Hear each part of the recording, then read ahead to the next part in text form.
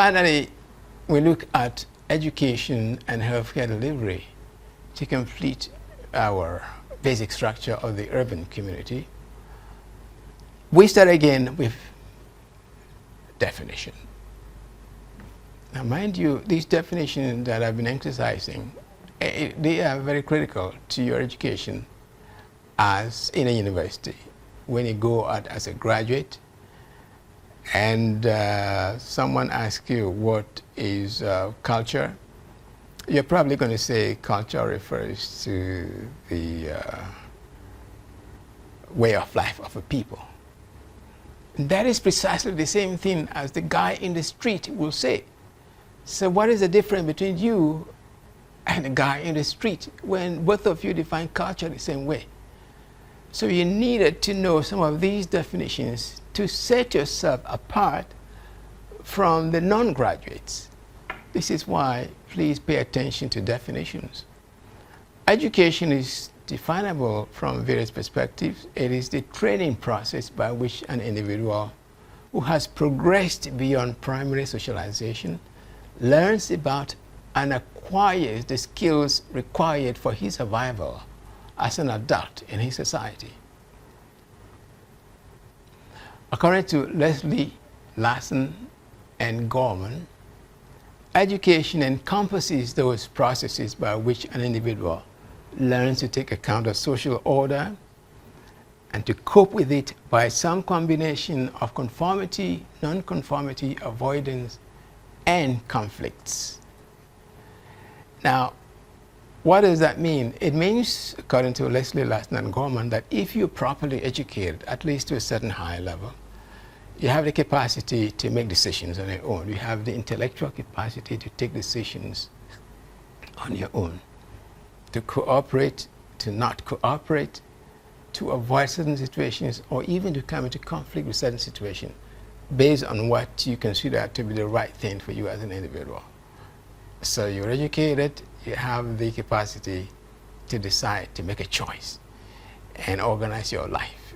That is the meaning of education as defined by Leslie, Larson, and Gorman. Now, a major role played by education in the urban communities has to do with the gatekeeping. I don't know if you have been to any club before and you have a gatekeeper there. A gatekeeper is the guy who stands at the gate and either allows you in or keeps you out. Now, education performs this role in the urban communities in the sense that most of the employers in the urban area rely on education for the selection of the employees, the very good employees and the not so good employees.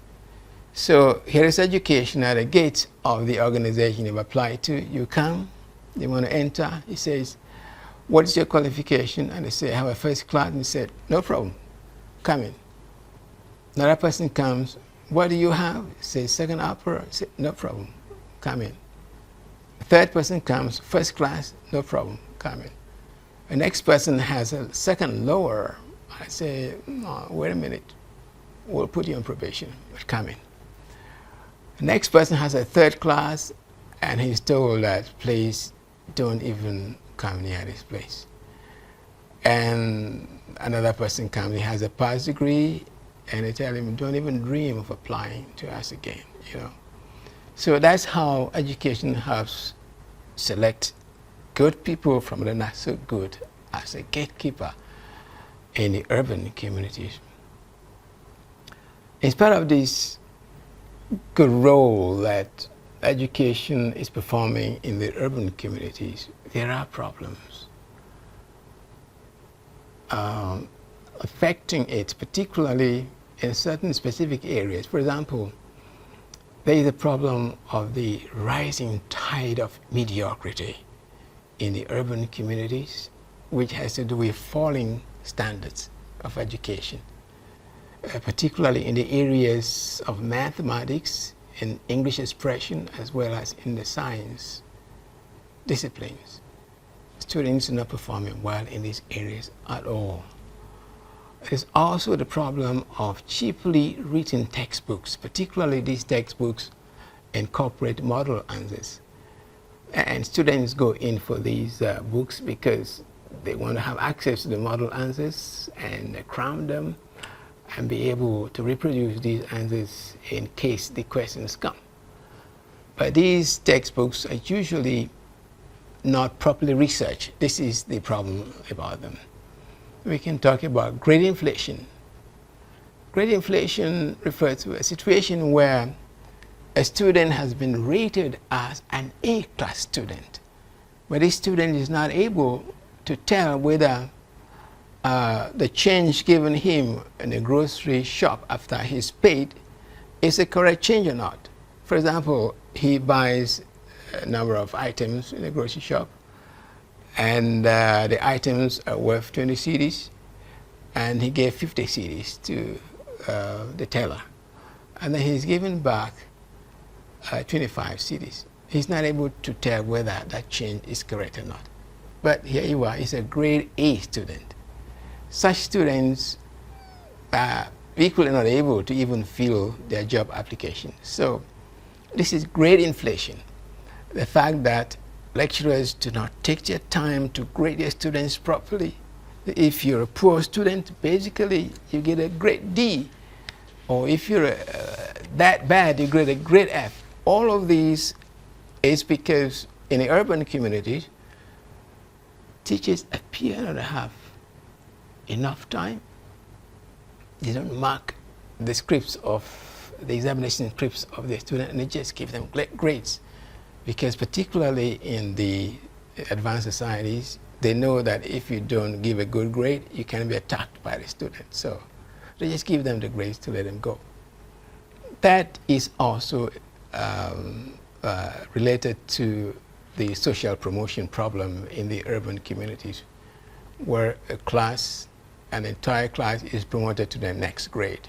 Whether you've done well or not, they say, okay, everybody passes, just go.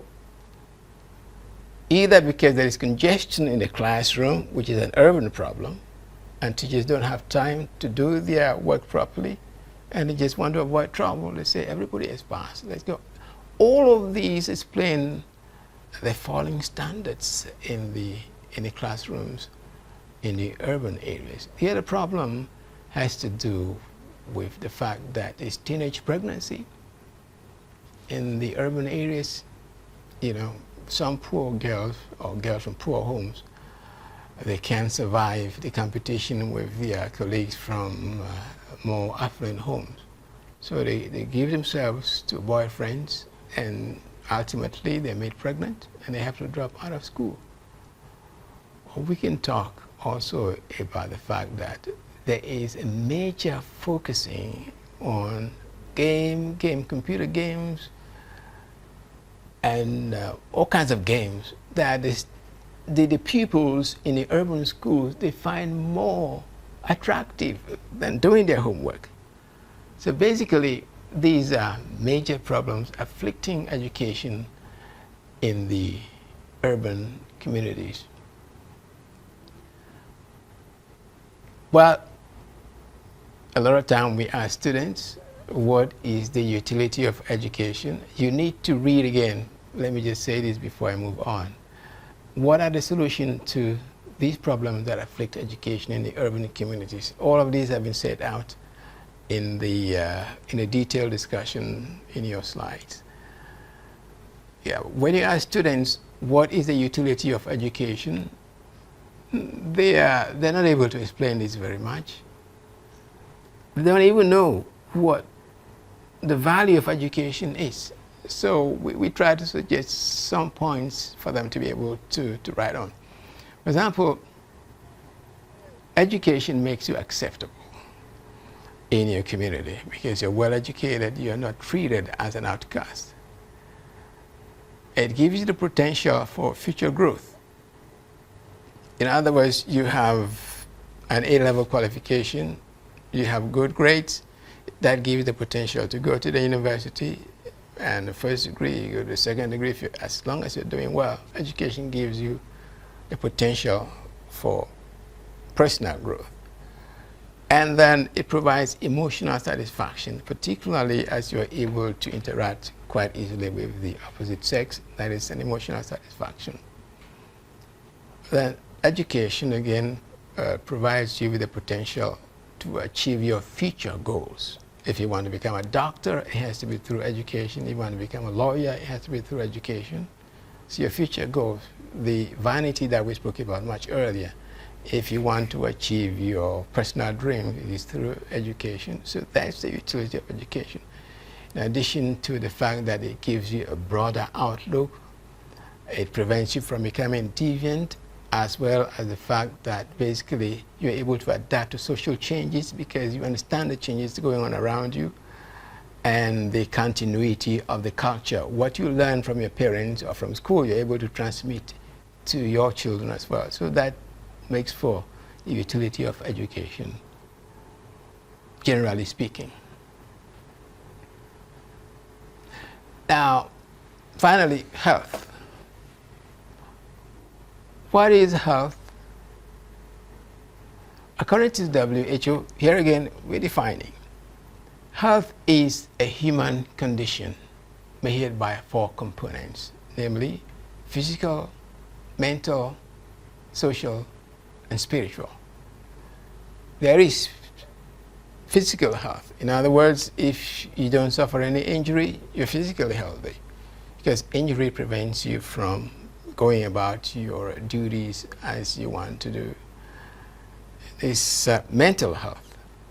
If you don't suffer from psychosis, for example, which is a situation where you're radically mentally transformed from who you used to be, a different person. The psychotics are the people we see in the urban streets, and we refer to them as insane or mad people.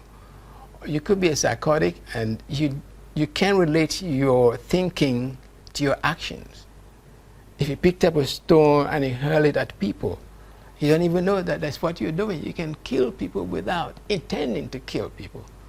That's why when a psychotic is sent to court having committed a crime, he's acquitted, because you can establish the deliberateness of his action.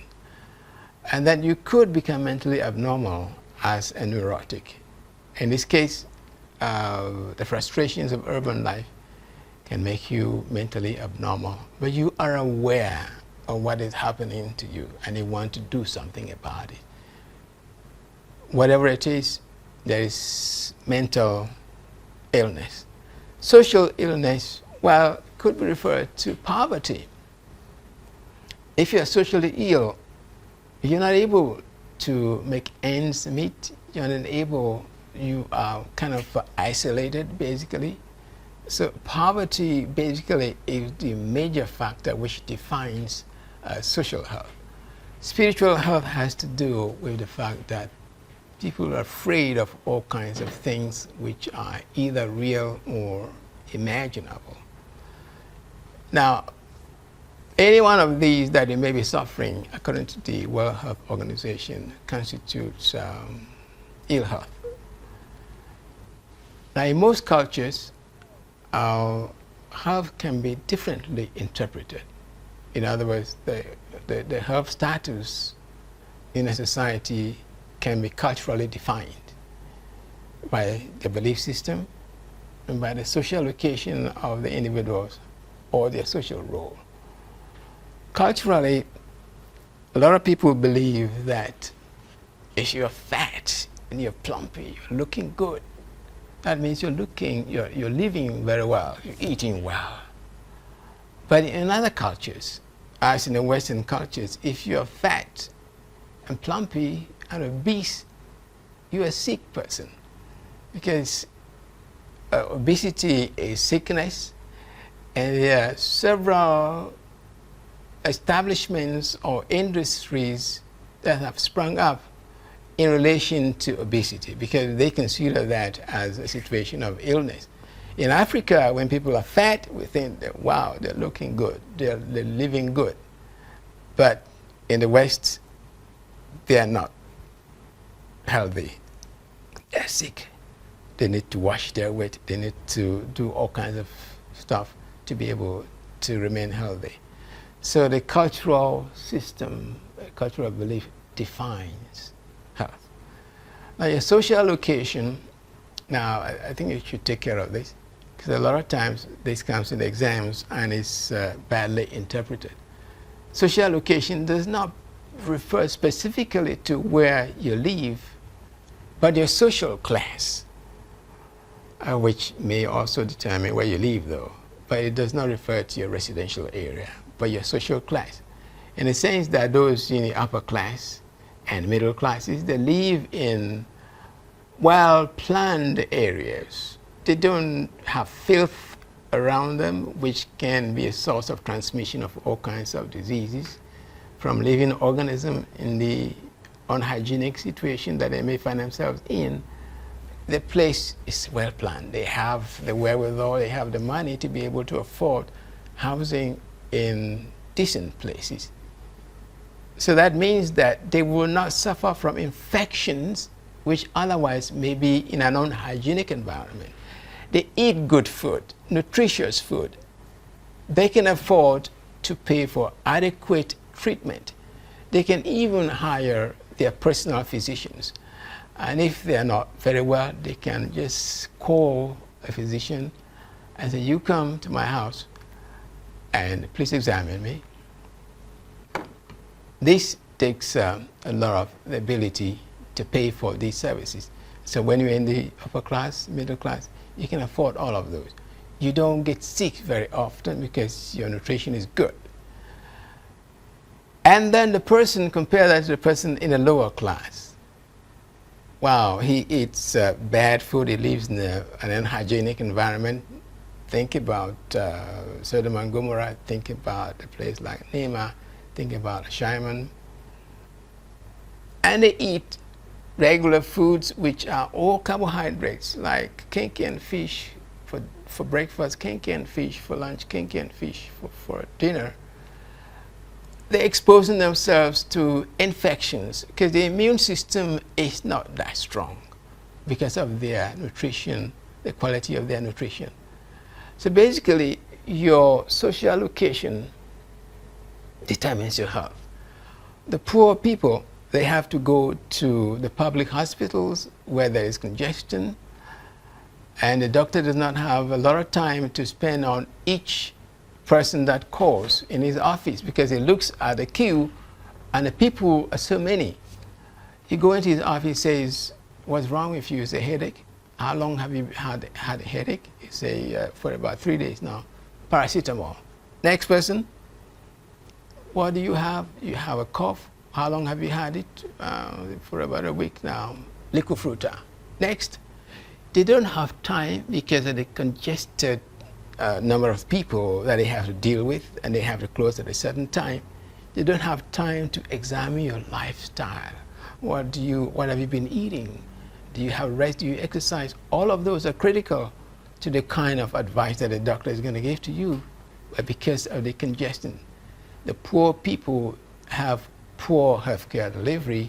They go to hospitals which are understaffed and underfunded. That is your social location. That is how it impacts your health. The social role is what kind of work do you do? If you work in the mines, you're exposed to all kinds of accidents. If you're a soldier, you may be sent to Afghanistan, or you may be sent to Iran, or wherever trouble is, and you may get shot.